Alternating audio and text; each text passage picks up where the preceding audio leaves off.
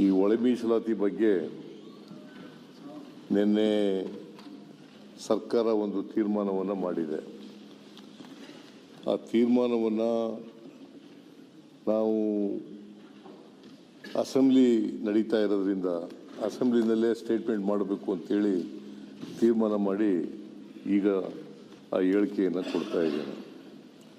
ಪರಿಶಿಷ್ಟ ಜಾತಿಗಳ ಒಳ ಮೀಸಲಾತಿ ಸರ್ಕಾರದ ತೀರ್ಮಾನ ಕುರಿತು ಹೇಳಿಕೆ. ಪರಿಶಿಷ್ಟ ಜಾತಿಗಳಿಗೆ ಒಳ ಮೀಸಲಾತಿ ಕಲ್ಪಿಸುವ ಕುರಿತಂತೆ ಗೌರವಾನ್ವಿತ ಸರ್ವೋಚ್ಚ ನ್ಯಾಯಾಲಯವು ದಿನಾಂಕ 1/8/2024 ಪಂಜಾಬ್ ರಾಜ್ಯ ಮತ್ತು ಇತರರು ವರ್ಸಸ್ ದೇವೇಂದ್ರ ಸಿಂಗ್ ಪ್ರಕರಣದಲ್ಲಿ the provision provides the state with the power to make any special provisions for the scheduled castes and the scheduled tribes. Thereby, it recognizes the wide power of the state to employ a range of means to secular substantive equality. This would include subclassification within the scheduled castes. ಎಂದು ತೀರ್ಪು ನೀಡಿದೆ. ಅಂದರೆ ಪರಿಶಿಷ್ಟ ಜಾತಿಗಳ ಉಪವರ್ಗೀಕರಣ ಮಾಡುವ ಅಧಿಕಾರ ರಾಜ್ಯ ಸರ್ಕಾರಗಳಿಗೆ ಸಂವಿಧಾನಿಕವಾಗಿ ದತ್ತವಾಗಿದೆ ಎಂದು ಸ್ಪಷ್ಟವಾಗಿ ಹೇಳಿದೆ. ಸಂವಿಧಾನದ ಅನುಚ್ಛೇದ 14, 15 ಮತ್ತು 16ರಲ್ಲಿ ತಿಳಿಯಪಡಿಸಿರುವ ಸಮಾನತೆಯ ತತ್ವಕ್ಕೆ ಯಾವುದೇ ಚ್ಯುತಿ ಬಾರದಂತೆ ಅದರ ಮೂಲ ಆಶಯವನ್ನು ಸದೃಢಗೊಳಿಸುವ ದೃಷ್ಟಿಯಿಂದ ಒಳ ಮೀಸಲಾತಿ ವ್ಯವಸ್ಥೆ ಕಲ್ಪಿಸಬಹುದು ಎಂದು ಅಭಿಪ್ರಾಯಪಟ್ಟಿದೆ. ಈ ಹಿನ್ನೆಲೆಯಲ್ಲಿ ನಮ್ಮ ಸರ್ಕಾರವು ದಿನಾಂಕ 12/11/2024 ಆದೇಶ ಸಂಖ್ಯೆ ಅದರ ಆದೇಶದ ಪ್ರಕಾರ ಗೌರವಾನ್ವಿತ ನ್ಯಾಯಮೂರ್ತಿ HN ನಾಗಮೋಹನ್ ದಾಸ್ ಅವರ ಏಕಸದಸ್ಯ ಆಯೋಗವನ್ನು ರಚಿಸಲಾಯಿತು. ಸದರಿ ಆಯೋಗವು ಸೂಕ್ತ ದತ್ತಾಂಶಗಳನ್ನು ಎಂಪಿರಿಕಲ್ ಡಾಟಾ ಸಂಗ್ರಹಿಸಿ ಒಳ ಮೀಸಲಾತಿ ನೀಡುವ ಕುರಿತು ಶಿಫಾರಸುಗಳನ್ನು ಮಾಡಲು ಕೋರಲಾಯಿತು. ಜಸ್ಟಿಸ್ HN ನಾಗಮೋಹನ್ ದಾಸ್ ಅವರ ಆಯೋಗವು ರಾಜ್ಯದ 101 ಪರಿಶಿಷ್ಟ ಜಾತಿಗಳನ್ನು ಸಮಗ್ರವಾಗಿ ಅಧ್ಯಯನ ಮಾಡಿ ದಿನಾಂಕ 1/8/2025 ವರದಿಯನ್ನು ಸಲ್ಲಿಸಿತು.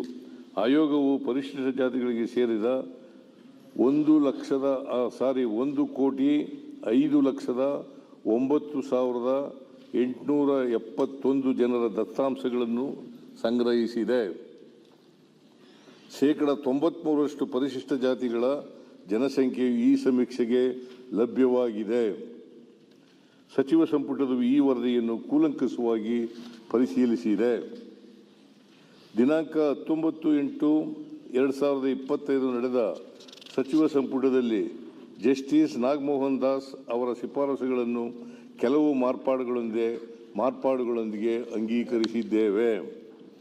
ಎಡಗೈ ಸಂಬಂಧಿತ ಜಾತಿಗಳೆಂದು ಆಯೋಗವು ಗುರುತಿಸಿರುವ ಸಮುದಾಯಗಳಿಗೆ 6% ಒಳ ಮೀಸಲಾತಿ ಕಲ್ಪಿಸಲು ತೀರ್ಮಾನಿಸಿದ್ದೇವೆ. ಜಸ್ಟಿಸ್ ನಾಗಮೋಹನ್ ದಾಸ್ ಆಯೋಗವು ಪರಯ, ಮೊಗೇರ ಮುಂತಾದ ಬಲಗೈ ಸಂಬಂಧಿತ ಜಾತಿಗಳನ್ನು ಎಡಗೈ ಸಂಬಂಧಿತ ಜಾತಿಗಳ ಜೊತೆ ಸೇರಿಸಲಾಗಿದೆ ಎಂಬುದನ್ನು ಗಮನಿಸಿದ ಸಚಿವ ಸಂಪುಟವು ಈ ಜಾತಿಗಳನ್ನು ಬಲಗೈ ಸಂಬಂಧಿತ ಜಾತಿಗಳ ಜೊತೆ ಸೇರಿಸಿ ಬಲಗೈ ಸಂಬಂಧಿತ ಜಾತಿಗಳ ಸಮೂಹಕ್ಕೆ 6% ಮೀಸಲಾತಿ ಕಲ್ಪಿಸಲು ತೀರ್ಮಾನಿಸಿದ್ದೇವೆ. ಇದರ ಜೊತೆಯಲ್ಲಿ ಆದಿ ಕರ್ನಾಟಕ, ಆದಿ ಆಂಧ್ರ, ಆದಿ ದ್ರಾವಿಡ ಗುಂಪುಗಳಲ್ಲಿನ 4,74,954 ಜನಸಂಖ್ಯೆಯನ್ನು ಎಡಗೈ ಸಂಬಂಧಿತ ಮತ್ತು ಬಲಗೈ ಸಂಬಂಧಿತ ಜಾತಿಗಳ ಜೊತೆ ಸಮಾನವಾಗಿ ಹಂಚಿಕೆ ಮಾಡಲು ತೀರ್ಮಾನಿಸಿದ್ದೇವೆ.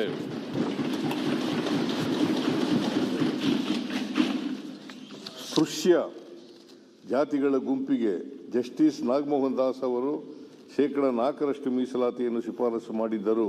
ಹಾಗೆಯೇ 59 ಜಾತಿಗಳ 5,22,099 ಜನಸಂಖ್ಯೆಯನ್ನು ಪ್ರವರ್ಗ ಎ ಎಂದು ತೀರ್ಮಾನಿಸಿ 1% ಮೀಸಲಾತಿಯನ್ನು ಶಿಫಾರಸು ಮಾಡಿದ್ದರು. ಕೆಲವು ತಾಂತ್ರಿಕ ಕಾರಣಗಳಿಂದ ಎರಡೂ ಗುಂಪುಗಳನ್ನು ಒಟ್ಟಿಗೆ ಸೇರಿಸಿ 5% ಮೀಸಲಾತಿ ನೀಡಲು ತೀರ್ಮಾನಿಸಿದ್ದೇವೆ. ಜಸ್ಟಿಸ್ ನಾಗಮೋಹನ್ ದಾಸ್ ಆಯೋಗವು ABCDE ಎಂದು ಪ್ರವರ್ಗಗಳನ್ನಾಗಿ ವಿಭಾಗೀಕರಿಸಿ ಮಾಡಿದ ಶಿಫಾರಸನ್ನು ಸಚಿವ ಸಂಪುಟವು ABC ಎಂದು 3 ಪ್ರವರ್ಗಗಳನ್ನಾಗಿ ವಿಭಾಗೀಕರಿಸಲು ಹಾಗೂ ಎಡಗೈ ಸಂಬಂಧಿತ ಜಾತಿಗಳ A ಪ್ರವರ್ಗಕ್ಕೆ 6%, ಬಲಗೈ ಸಂಬಂಧಿತ ಜಾತಿಗಳುಳ್ಳ B ವರ್ಗಕ್ಕೆ 6% ಹಾಗೂ C ವರ್ಗಕ್ಕೆ 5% ಒಳ ಮೀಸಲಾತಿ ನೀಡಲು ತೀರ್ಮಾನಿಸಿದ್ದೇವೆ. ಪರಿಶಿಷ್ಟ ಜಾತಿಗಳಲ್ಲಿರುವ ಎಲ್ಲ 101 ಜಾತಿಗಳಿಗೆ ಶಿಕ್ಷಣ, ಉದ್ಯೋಗಾವಕಾಶ ಹಾಗೂ ಇನ್ನಿತರ ವಿಷಯಗಳಲ್ಲಿ ಅವಕಾಶಗಳನ್ನು ಒದಗಿಸುವಲ್ಲಿ ಸಮಾನತೆ ಮತ್ತು ನ್ಯಾಯಸಮ್ಮತತೆಯನ್ನು ಖಚಿತಪಡಿಸಿಕೊಳ್ಳುವ ದೃಷ್ಟಿಯಿಂದ ಈ ಮಾರ್ಪಾಡುಗಳನ್ನು ಮಾಡಲಾಗಿದೆ. ಈ ರೀತಿ ನಿರ್ಧಾರ ಮಾಡುವಾಗ ಸಚಿವ ಸಂಪುಟವು ಗೌರವಾನ್ವಿತ ಸರ್ವೋಚ್ಚ ನ್ಯಾಯಾಲಯದ ತೀರ್ಪಿನಲ್ಲಿ ನಮೂದಿಸಲಾದ ತತ್ವಗಳನ್ನು ಗಮನದಲ್ಲಿಟ್ಟುಕೊಂಡಿದ್ದೇವೆ.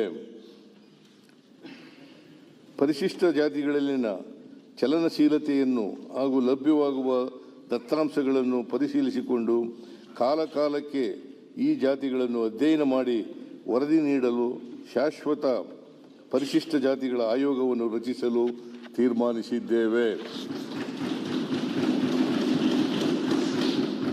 ಒಳ ಮೀಸಲಾತಿಯ ಕುರಿತಂತೆ ಆದೇಶ ಹೊರಡಿಸಿದ ಕೂಡಲೇ ನೇಮಕಾತಿ ಪ್ರಕ್ರಿಯೆಗಳನ್ನು ಪ್ರಾರಂಭಿಸಲು ಹಾಗೂ ಒಂದು ಬಾರಿಗೆ ವಯೋಮಿತಿ ಸಡಿಲಿಸಲು ತೀರ್ಮಾನಿಸಿದ್ದೇವೆ. ಇದೇ ಸಂದರ್ಭದಲ್ಲಿ ಒಳ ಮೀಸಲಾತಿ ಹೋರಾಟಗಾರರ ಮೇಲಿನ ಮೊಕದ್ದಮೆಗಳನ್ನು ಹಿಂಪಡೆಯಲು ತೀರ್ಮಾನಿಸಿದ್ದೇವೆ.